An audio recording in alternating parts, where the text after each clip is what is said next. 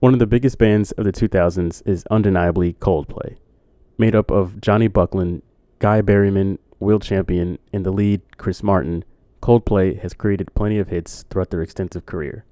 From The Scientist to Viva La Vida to Charlie Brown, Coldplay has a signature sound that has kept millions of listeners entertained throughout 2 decades now. But it seems like after the hit A Sky Full of Stars came out in 2014, we haven't heard many hits from one of the most successful bands of the 2000s. So has the band that has closest resembled U2 lost its touch over the past few years? Are we in the midst of the downfall of the UK's finest? What happened to Coldplay?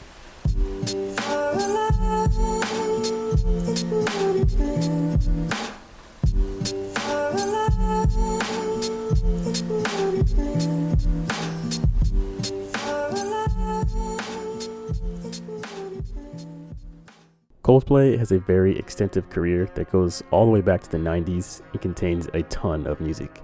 So for the sake of time, I'm not going to outline their entire career up to this point, but instead I'm going to jump ahead to 2008, which is the year they made drastic changes to their music. In 2008, Coldplay released Viva La Vida or Death to All His Friends. This was a much different album than the first 3 albums they had released.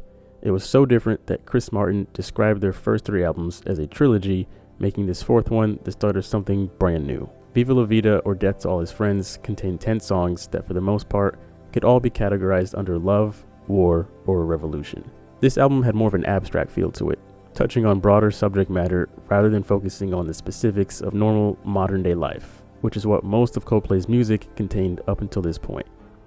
Viva La Vida was a huge release for Coldplay. It was their first album with this new look and sound, and they had a ton of marketing behind it to make sure that you got a taste of this new Coldplay. I saw the iTunes commercial promoting the album, and that's what caused me to check it out. The visuals were phenomenal, and hearing the catchy chorus of Viva La Vida did the trick. I had always heard of Coldplay, but this was the first album I had actually listened to for myself, and I highly enjoyed it. Viva La Vida, Lovers in Japan, Lost, Violet Hill, just a bunch of 08 bangers. They even made a Lost remix that featured Jay-Z, and they performed it live at the 51st Grammys. Jay-Z's verse on that song is still highly underrated, in my humble opinion. Viva La Vida or Death to All His Friends was not only a favorite of mine, but many others as well. The critics also took a liking to it, and it earned them a Grammy for the Best Rock Album. Coldplay was no longer the mellow band of the 2000s that brought in millions of new fans. They were now the renaissance band of the 2010s that had to continue entertaining those millions of fans. In the fall of 2011, Coldplay released Milo Xylito. This album was more of a pop album at its core, with plenty of electronic sounds and an upbeat vibe. It does have a backstory that's supposed to involve a dystopian world where the government has gotten rid of all color and sound, and now the 2 main characters, Milo and Xylito, are trying to restore them. Yeah. But with that being said, they were highly successful in combining those 2 elements in this album, color and sound. A lot of the songs had a vibrant, uplifting electronic sound to them, which is what gives the album an overall pop feel.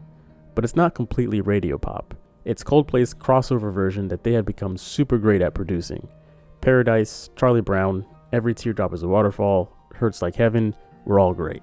Hell, even the song with Rihanna, Princess of China, was pretty good. The video was atrocious, but the song was good. But Milo Xylito showed that Coldplay was continuing to evolve their sound with every major release. It received generally positive marks from the critics, but it started to create a bit of a divide in their fan base. This album showed that Coldplay clearly was not the same band that so many people fell in love with back in the early 2000s with the original trilogy of albums. They were continuing to advance with the times, which alienated a lot of their older fans, but didn't necessarily bring in droves of new, younger fans. Coldplay had an old ring to it. Yes, they were still evolving and keeping up with the times, so to speak, but a lot of young people still associated their name with an old band, while bands like 21 Pilots, Passion Pit, and Imagine Dragons were just starting to really take off. In 2014, they put out Ghost Stories, and you guessed it, their sound took on more changes. Ghost Stories came out after Chris Martin went through a divorce with his wife, Gwyneth Paltrow. So Ghost Stories was more or less a breakup album. For the past few albums, usually Coldplay would only speak on subjects from a 30,000 foot level. But this was one of the first times in a long time that the band came in closer and got a bit more specific. It was more similar to the original music they had created back in the early 2000s. This wasn't a bad thing. Ghost Stories was still a pretty good album, not my cup of tea, but good nonetheless. The hit songs were Magic and A Sky Full of Stars, and the album received a Grammy nomination for Best Pop Vocal Album. Since Ghost Stories, Coldplay released 2 more studio albums. They had to continue evolving their sound with the times. The mellow, introspective music that they had made in the early 2000s was way behind them. They had to make their lyrics more abstract, feel a bit more pop, and make an emphasis on creating much more of an electric sound. Coldplay never went away. And if you look at their body of work, I don't think they've made a bad studio album.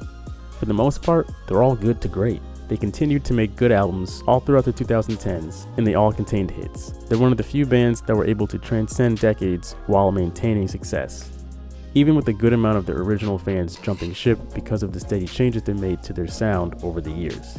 Coldplay is a testament to growth.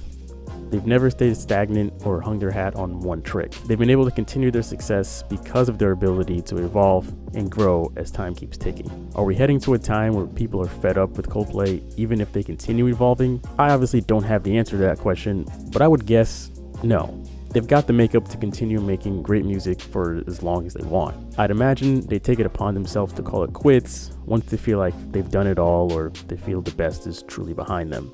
But until that happens, I'm fully expecting to see more hits come from the legendary Coldplay. They're not gone at all, they're still making hits. They're just seasoned.